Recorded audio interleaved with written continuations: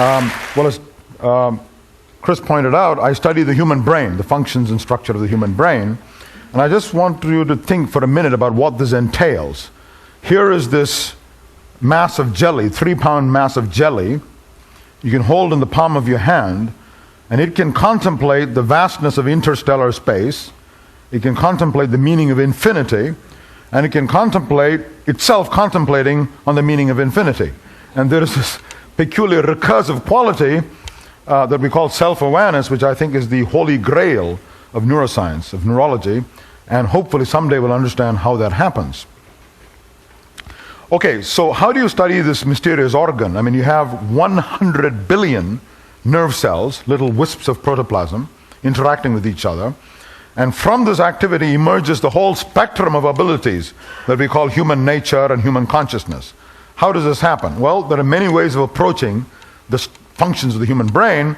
One approach, the one we use mainly, is to look at patients who have sustained damage to a small region of the brain, or there's been a genetic change in a small region of the brain. What then happens is not an across-the-board reduction in all your mental capacities, a sort of blunting of your cognitive ability. What you get is a highly selective loss of one function with other functions being preserved intact. And this gives you some confidence in asserting that that part of the brain is somehow involved in mediating that function. So you can then map function onto structure and then find out what the circuitry is doing to generate that particular function. So that's what we're trying to do. So let me give you a few striking examples of this. In fact, I'm giving you 3 examples, 6 minutes each during this talk. The first example is an extraordinary syndrome called Capgras syndrome. If you look at the first slide there, that's the temporal lobes, frontal lobes, parietal lobes, okay, the lobes that constitute the brain.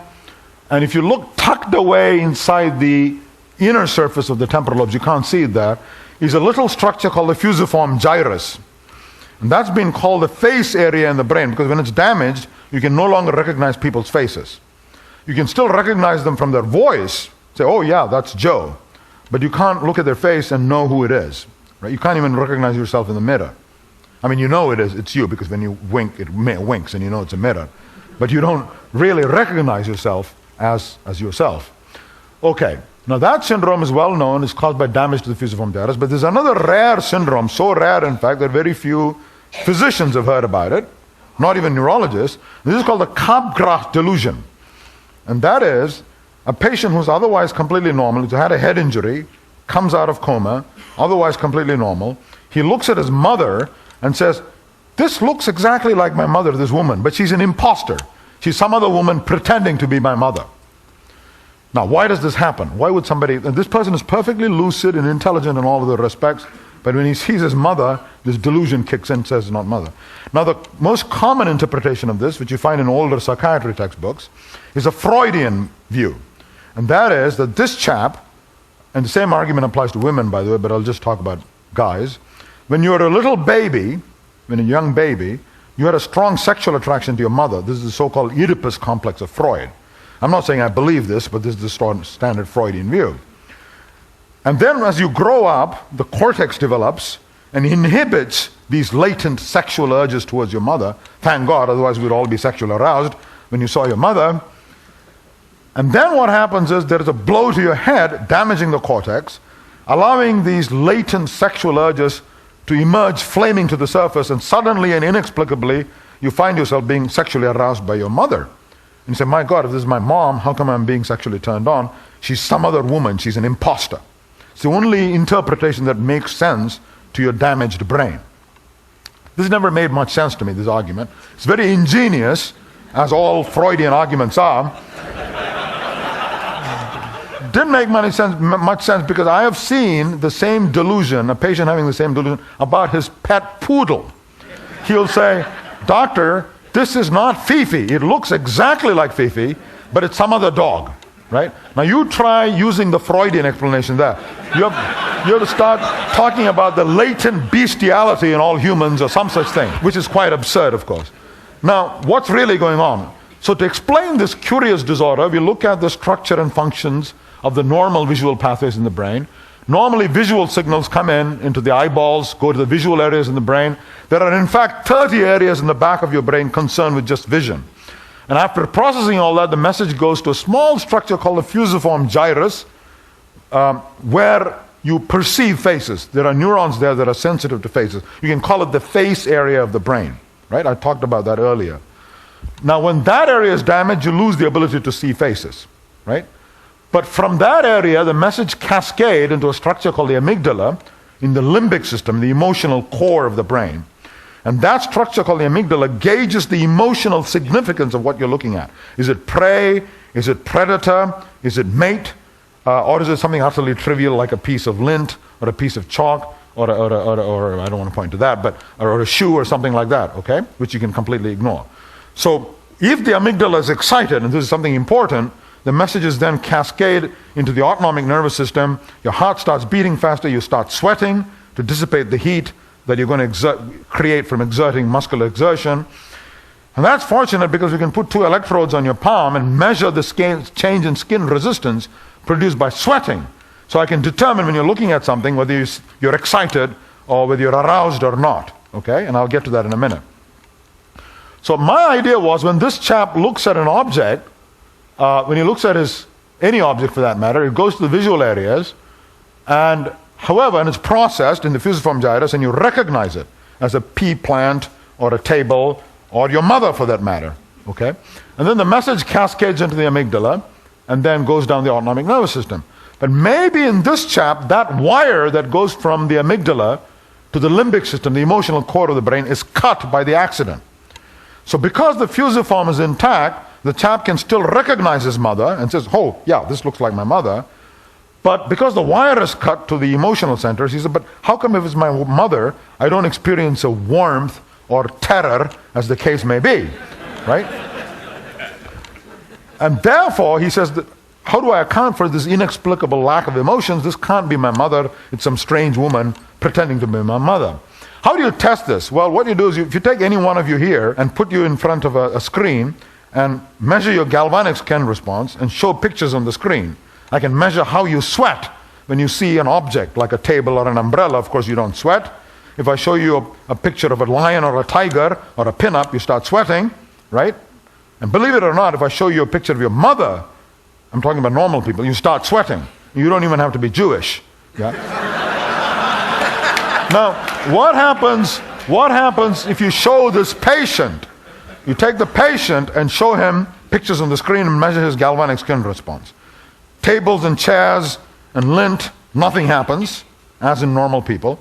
But when you show him a picture of his mother, the galvanic skin response is flat. There's no emotional reaction to his mother. Because that wire going from the visual areas to the emotional centers is cut. So his vision is normal because the visual areas are normal. His emotions are normal. He'll laugh, he'll cry, so on and so forth.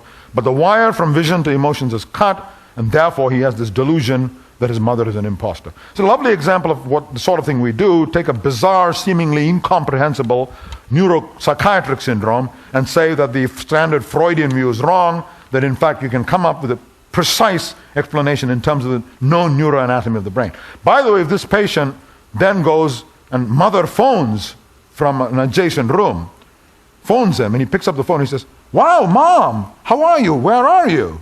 There's no delusion through the phone. Then she approaches him after an hour. He says, who are you? You look just like my mother. Okay?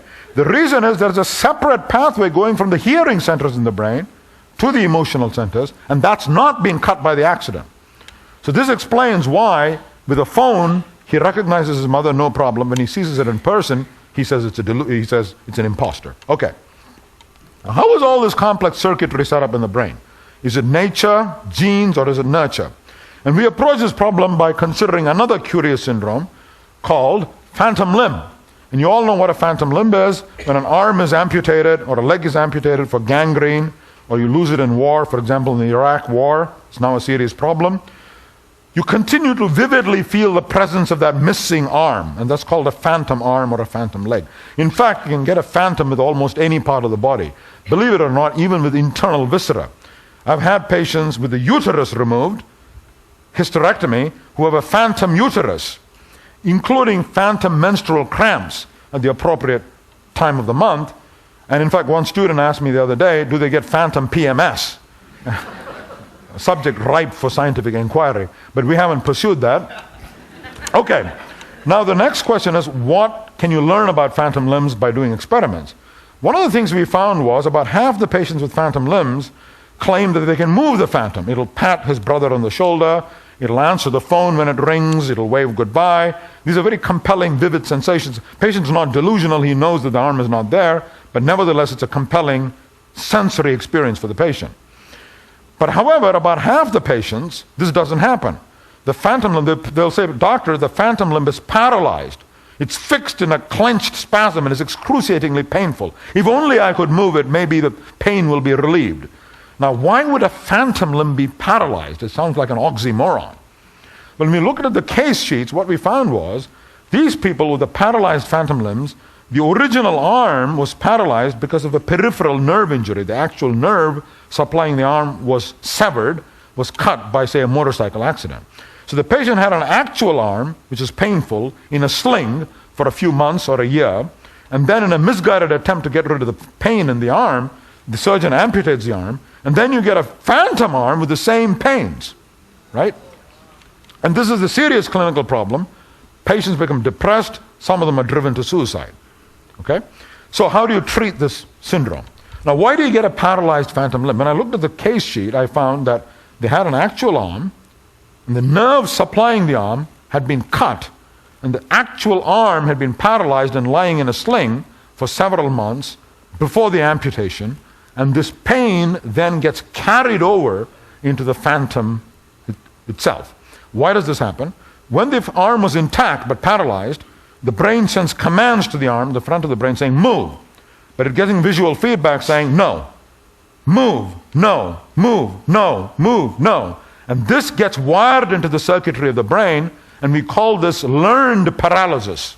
Okay, the brain learns, because of this Hebbian associative link, that the mere command to move the arm creates a sensation of a paralyzed arm. And then when you amputate the arm, this learned paralysis carries over into your body image and into your phantom. Okay? Now, how do you help these patients? How do you unlearn the learned paralysis so you can relieve him of this excruciating clenching spasm of the phantom arm? Well, we said, what if you now send the command to the phantom, but give him visual feedback that it's obeying his command, right? Maybe you can relieve the phantom pain, the phantom cramp. How do you do that? Well, virtual reality, but that costs millions of dollars. So I hit on a way of doing this for $3, but don't tell my funding agencies. Okay?